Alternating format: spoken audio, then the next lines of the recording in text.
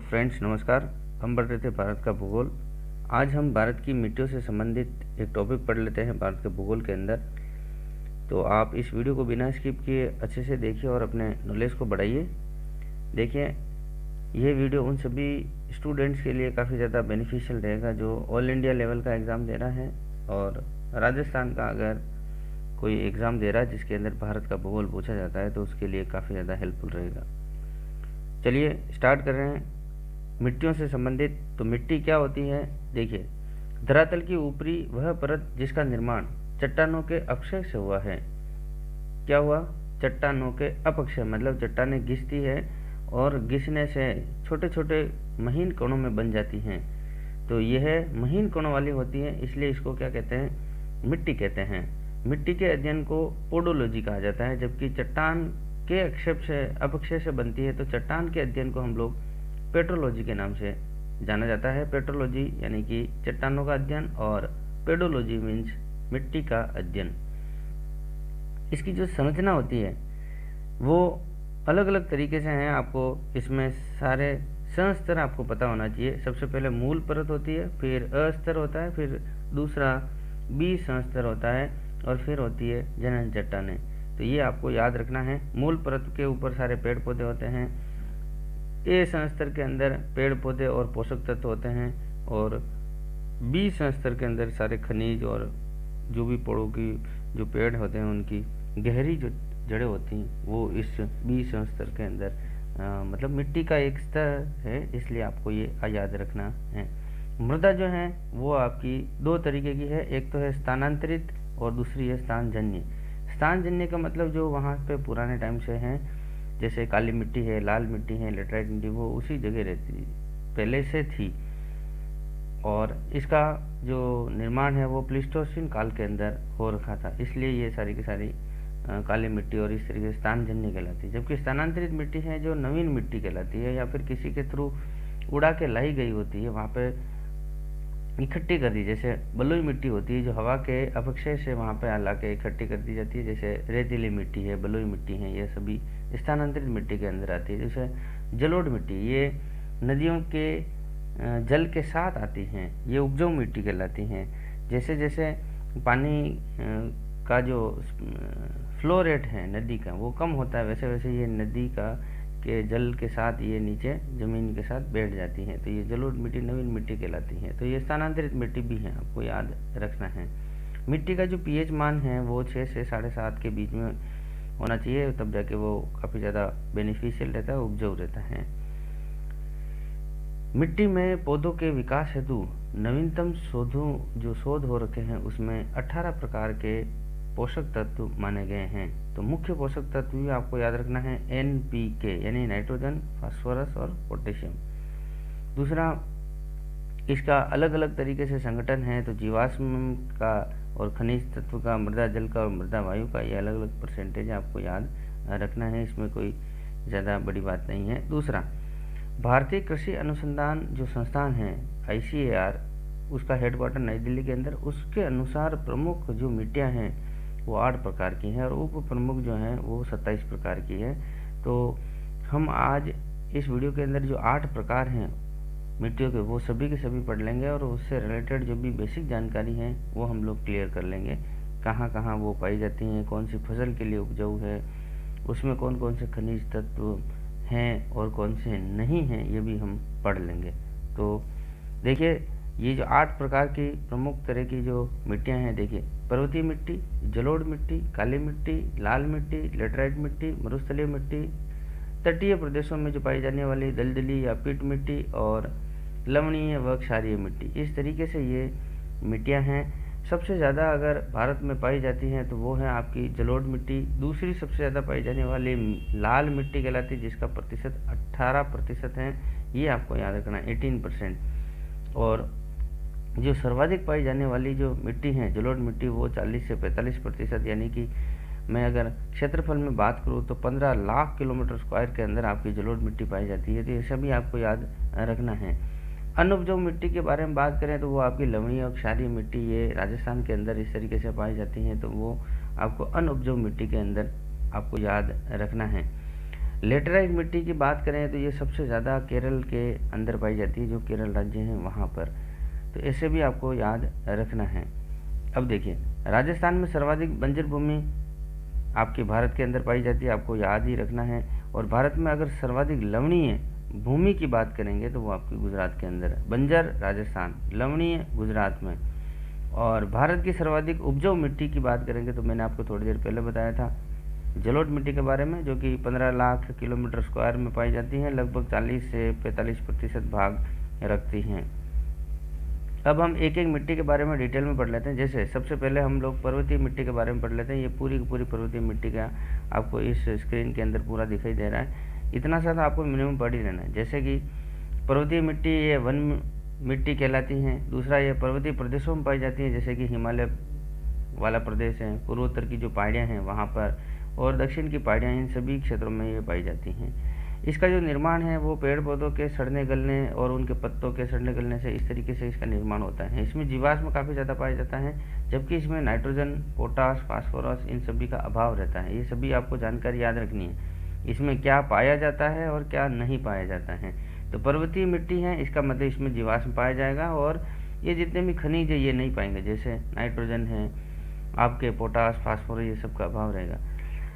सीढ़ीदार, क्योंकि पर्वतीय क्षेत्रों में सीढ़ीदार कृषि की जाती है, उसको समुच्च कृषि के नाम से जाना जाता है, इसलिए आपको याद रखना है। और इसमें पर्वतों में होने की वजह से यहाँ पे किसी भी तरह से संस्तर नहीं पाया जाएगा। जैसे मैंने आपको शुरुआती दौर में बताया था, मूल परत, ए संस्तर, बी संस्तर, और इस तरीके से जो संस्तर पाए जाते हैं वो इस पर्वतीय मिट्टी में नहीं पाए जाते हैं। ये कौन कौन सी फसलों के लिए काफ़ी ज़्यादा उपयोगी है तो आपको याद रखना है। सेब, केसर, ये जो है नाशपाती, उनके लिए काफ़ी ज़्यादा उपयोगी मानी जाती है। केसर और सेब जो है जम्मू कश्मीर में काफ़ी ज़्यादा पाया जाता है, और नाशपाती जो हिमाचल प्रदेश के अंदर इस मिट्टी में उगाया जाता है, तो आपको याद रखना है। नेक्स्ट हम बात करेंगे जलोढ़ मिट्टी से संबंधित। देखिए, जलोढ़ मिट्टी ये कछारी मिट्टी या दोमट मिट्टी के नाम से भी जानी जाती हैं। ये भारत में सर्वाधिक पाई जाती है, मैंने आपको पहले बता रखा है। 15 लाख वर्ग किलोमीटर में पाई जाती हैं, 40 से 45% भाग रखती हैं। इसका निर्माण नदियों के द्वारा किया जाता है। नदियाँ अपने साथ मिट्टी लेके आती है और अपने जगह छोड़ देती हैं, तो वो इसका ये नवीनतम मिट्टी कहलाती हैं। ये भी आपको याद रखना है। इसके अंदर ये पोटास और चूना इसके अंदर काफ़ी ज़्यादा इसमें मिलता है। फास्फोरस व जीवाश्म का इसके अंदर अभाव रहता है, ये आपको याद रखना है। सर्वाधिक उपजाऊ मिट्टी कहलाती हैं। इस मिट्टी के अंदर बहुत सारी फसलें उगाई जाती हैं, जैसे चावल, गेहूँ, गन्ना, आम, जूट आदि, ये इसके लिए प्रसिद्ध हैं। और स्थानों से रिलेटेड भी आपको याद रखना है। चावल और जूट वेस्ट बंगाल यानी पश्चिम बंगाल में सबसे ज़्यादा ये उगाया जाता है और प्रथम स्थान रखता है, जबकि यूपी के अंदर गेहूँ, गन्ना और आम प्रथम स्थान रखता है जलोढ़ मिट्टी के अंदर। देखिए, जलोढ़ मिट्टी में जो है दो भाग हैं इसके बाद, बांगर और खादर। खादर से आपको याद रखना है नवीनतम मिट्टी कहलाती है, और नदी प्रतिवर्ष इसके अंदर ये जमाव करती रहती है, जबकि बांगर जो है वो पुरानी मिट्टी है, नदियों के द्वारा पुराने ज़माने में लाकर वहाँ पर बिछाई गई होती है, जैसे कि मैंने आपको बताया था प्लीस्टोसीन काल के अंदर इस मिट्टी का निर्माण किया गया था। तो इसे आपको याद रखना है, बेसिक जानकारी है ये सब कुछ। बांगर और खादर से रिलेटेड मैंने आपको बता ही दिया। दूसरा, ये थोड़ी सी जानकारी ये भी आपको याद रखनी है कि खादर भूमि के अंदर ये नदी घाटियों में पाई जाती है। दूसरा, इसमें उर्वरक और सिंचाई की कम मात्रा की ज़रूरत होती है, क्योंकि ये नवीन मिट्टी होती है, और नवीन मिट्टी होने के साथ काफ़ी ज़्यादा उपजाऊ होने की वजह से इसमें उर्वरक की ज़रूरत नहीं पड़ती है, और इसमें सिंचाई भी कम की आवश्यकता होती है। जबकि बांगर में ये नदियों से दूर, नदी घाटियों से दूर पाई जाती है, और इसमें नदी घाटियों की जो दूरी की वजह से यहाँ पर नवीन मिट्टी नहीं आने की वजह से इसके अंदर उपजाऊता के लिए इसमें उर्वरक डाला जाना चाहिए और डाला जाता है। दूसरा, इसमें सिंचाई भी ज़्यादा की जाती है। जैसे कि ये मिट्टियाँ कहाँ पाई जाती है, आपको गंगा, ब्रह्मपुत्र, सिंधु और इनकी सहायक नदियों के द्वारा इस तरीके से ये आपकी जलोढ़ जो मिट्टी है इसका जमाव किया जाता है, और ये सभी इसकी से निर्माण होता है। आगे देखते हैं हम लोग काली मिट्टी। देखिए, काली मिट्टी क से कपास के लिए काफ़ी ज़्यादा उपयोगी मानी जाती हैं। ये प्रायद्वीपीय पठारों में काफ़ी ज़्यादा पाई जाती हैं। बेसाल्ट जो चट्टानें हैं, दूसरा हम लोग बाह्य आग्नेय चट्टानें से इसका निर्माण होता है। महाराष्ट्र में सबसे ज़्यादा ये काली मिट्टी पाई जाती है। गुजरात, मध्य प्रदेश, कर्नाटक, तेलंगाना और दक्षिण पूर्व राजस्थान के अंदर भी ये पाई जाती हैं। आपको याद रखना है, जैसे हाड़ौती प्रदेश कहा जाता है। इसके अंदर सबसे ज़्यादा जल धारण क्षमता पाई जाती है। कौन सी मिट्टी में? काली मिट्टी के अंदर। ये काली यानी काली को हम लोग डर्टी बोलते हैं। तो डर्टी से वर्टी आपको याद रखना है। इसको जो वैज्ञानिक वर्गीकरण किया गया है मिट्टियों का 5 तरीके से, तो उसके अंदर इसको वर्टिसोल मिट्टी के नाम से जाना जाता है। तो वर्टी, डर्टी, काली, ऐसे आपको याद रखना है रिलेट करके, डर्टी, वर्टी, काली, ठीक है। रेगुर मिट्टी या स्वतः जुताई वाली मिट्टी के नाम से भी इसको कहा जाता है। ये कपासी मिट्टी कहलाती हैं, क्योंकि कपास के लिए काफ़ी ज़्यादा उपयोगी मानी जाती हैं। अंतर्राष्ट्रीय स्तर में इसको चरणोजम मिट्टी के नाम से जाना जाता है। क्या नाम है? चरणोजम मिट्टी। दूसरा, यूपी के अंदर भी इसको अलग तरीके से जाना जाता है, जैसे करेल मिट्टी के नाम से इसको जाना जाता है। ये दक्कन के पठार और लावा के दरारी उद्गार से इसका निर्माण होता है। दक्कन के पठार आपके पठार में काफ़ी ज़्यादा पाई जाती हैं ये। इसके अंदर लोहा, मैग्नीज, एल्यूमिनियम आदि पाए जाते हैं। ये सारे के सारे खनिज पदार्थ हैं। भारत के अंदर ये तीसरी सर्वाधिक पाई जाने वाली मिट्टी है। इसका लगभग 15% हिस्सा है। कपास व मूंगफली के लिए काफ़ी ज़्यादा प्रसिद्ध है। कपास के लिए अगर प्रसिद्ध होने की वजह से अहमदाबाद जैसे गुजरात के अंदर काफ़ी ज़्यादा पाई जाती है। मुंबई, कानपुर, कोयम्बटूर और भिलवाड़ा में ये हैं कपास पाया जाता है। तो इसलिए आपको याद रखना है, अहमदाबाद को भारत का मैनचेस्टर कहते हैं, पूर्व का बोस्टन कहते हैं। ये आपको याद रखना है, इसके उपनाम है। कपास की वजह से ही है, सूती वस्त्र की वजह से आपको याद रखना है ना। मुंबई को सूती वस्त्र नगरी कहा जाता है। कानपुर को उत्तरी भारत का मैनचेस्टर कहा जाता है। कोयम्बटूर को दक्षिण भारत का मैनचेस्टर कहा जाता है। और भीलवाड़ा को राजस्थान का मैनचेस्टर कहा जाता है, क्योंकि कपास और सूती वस्त्र की काफ़ी ज़्यादा मिल यहाँ पाई जाती है। टेक्सटाइल की वजह से, टेक्सटाइल इंडस्ट्री यहाँ पे काफ़ी ज़्यादा होने की वजह से ये सब कुछ इनके उपनाम हैं। अब हम पढ़ रहे हैं लाल मिट्टी। ये सर्वाधिक तमिलनाडु के अंदर पाई जाती हैं। भारत में जलोढ़ मिट्टी के बाद दूसरी सर्वाधिक पाई जाने वाली जो मिट्टी है वो लाल मिट्टी है। इसका 18% भाग है, मैंने आपको पहले ही बता दिया। ये लाल मिट्टी लो ऑक्साइड की वजह से है। तो आपको याद रखना है कौन सा पदार्थ पाया जाता है? लो ऑक्साइड। राज्यों से संबंधित आपको पता होना चाहिए, छत्तीसगढ़, कर्नाटक, आंध्र प्रदेश में ये मिट्टी पाई जाती है। मंडलीय मिट्टी या हल्की अम्लीय मिट्टी के नाम से भी इसको जाना जाता है। इसके अंदर लोहा और एल्यूमिनियम अधिक पाया जाता है, जबकि नाइट्रोजन और जीवाश्म का इसमें अभाव रहता है। कम उपजाऊ मिट्टी है ये, क्योंकि इसमें जीवाश्म और नाइट्रोजन नहीं होने की वजह से ये कम उपजाऊ वाली मिट्टी है। इसके अंदर मक्का और तंबाकू काफ़ी ज़्यादा उगाए जाते हैं, इसलिए ये उनके लिए काफ़ी ज़्यादा प्रसिद्ध मानी जाती हैं। नेक्स्ट है लेटराइट मिट्टी। ये 5वीं तरह की मिट्टी है। लेटराइट मिट्टी भारत के 3.7% भाग पर पाई जाती हैं। अधिक वर्षा तथा उच्च तापमान वाले प्रदेशों में ये पाई जाती हैं, ये आपको याद रखना है। इसमें निक्षालन क्रिया होने के कारण खनिज तत्व जो है घुल कर नीचे चले जाते हैं ज़मीन के अंदर। जिसमें राज्यों से संबंधित अगर आपको पूछा जाए कि लेटराइट मिट्टी कहाँ पाई जाती है, तो आपको केरल, कर्नाटक, असम, मेघालय इनमें पाई जाती हैं। दूसरा, इससे लाल ईंटें बनाई जाती हैं, क्योंकि लाल ईंटें बनाने की वजह से, क्योंकि ये जो मिट्टी है काफ़ी ज़्यादा कठोर होने की वजह से ये आपके घरेलू जो ईंटें बनती हैं उसमें बनाने के में काफ़ी ज़्यादा काम आती हैं। दूसरा, अगर इसमें खेती करते हैं तो कॉफ़ी, चाय, गरम मसाले आदि के लिए काफ़ी ज़्यादा उपयोगी मानी जाती हैं। कॉफ़ी से कर्नाटक राज्य आपको याद रखना है। चाय में असम और आपके पश्चिम बंगाल और तमिलनाडु याद रखना है, जबकि गरम मसाले केरल के प्रसिद्ध हैं, इस मिट्टी में उगाए जाते हैं। नेक्स्ट है मरुस्थलीय मिट्टी। ये राजस्थान, आपके उत्तरी गुजरात, दक्षिणी पंजाब और दक्षिण पूर्व पश्चिमी हरियाणा में ये थार का मरुस्थल है और मरुस्थलीय मिट्टी वहाँ पाई जाती है। इसको बलुई मिट्टी के नाम से भी जाना जाता है। मिट्टी के कण अधिक बड़े होने की वजह से इसमें जल धारण क्षमता जो है वो बहुत कम होती हैं। चूना पत्थर, पोटास अधिक पाया जाता है इसके अंदर। ये सारे के सारे खनिज तत्व हैं।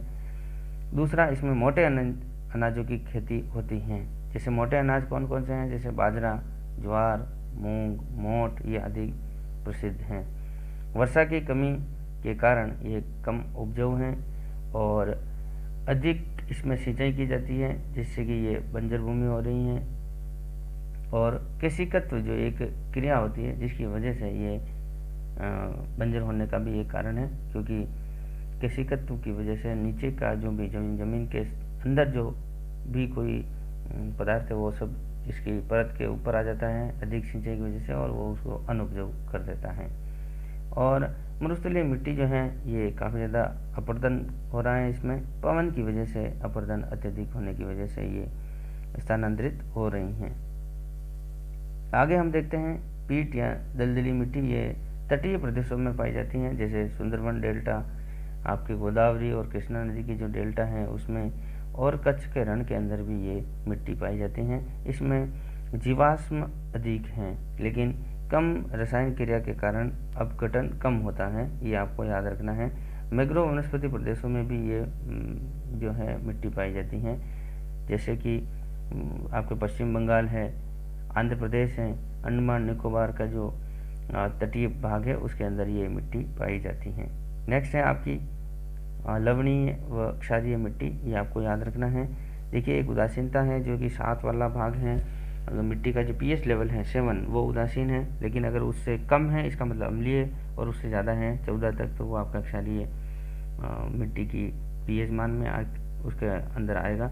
इसकी मात्रा को कम करने के लिए कुछ रसायन मिलाए जाते हैं मिट्टी के अंदर, उन रसायनों का नाम आपको पता होना चाहिए, जैसे रॉक फास्फोरस है, जिप्सम है, पाइराइट हैं, ये सारे के सारे उपयोग किए जाते हैं किसकी मात्रा को, लवणीय और क्षारीयता को मात्रा को कम करने के लिए। दूसरा, अगर इसके जो अगर प्रकार के बात करेंगे तो रे, कल्लर, ऊसर और भूड़ तरह की ये अनउपजाऊ मिट्टी हैं, जलोढ़ मैदानों में ये पाई जाती हैं, आपको याद रखना है। भारत में सबसे अधिक इनसेप्टिसोल मिट्टी पाई जाती है, ये भी आपको याद रखना है।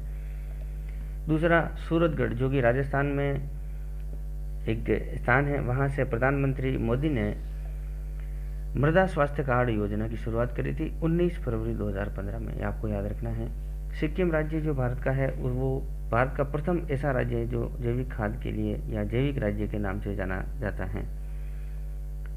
मृदा अपक्षरण, मिट्टी की ऊपरी उपजाऊ परत का हट जाना, ये कहलाता है आपका मृदा अपक्षरण, जो भी आपको याद रखना है। ये अपक्षरण जल और वायु दोनों की वजह से हो सकता है।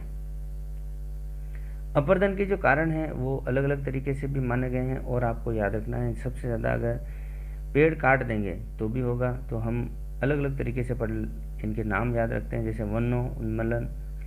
वनोन्मूलन करेंगे तब भी मृदा का अपरदन होगा, अति पशुचारण करने से भी होगा, अति सिंचाई करने से भी होगा, सीढ़ीदार कृषि नहीं करने से भी होगा, मेड़बंदी नहीं करेंगे तब भी आपका मृदा का अपरदन हो जाएगा, जूमिंग कृषि करने से भी होगा, और वैज्ञानिक ढंग से अगर हम लोग कृषि नहीं करेंगे तब भी आपका अपरदन होगा।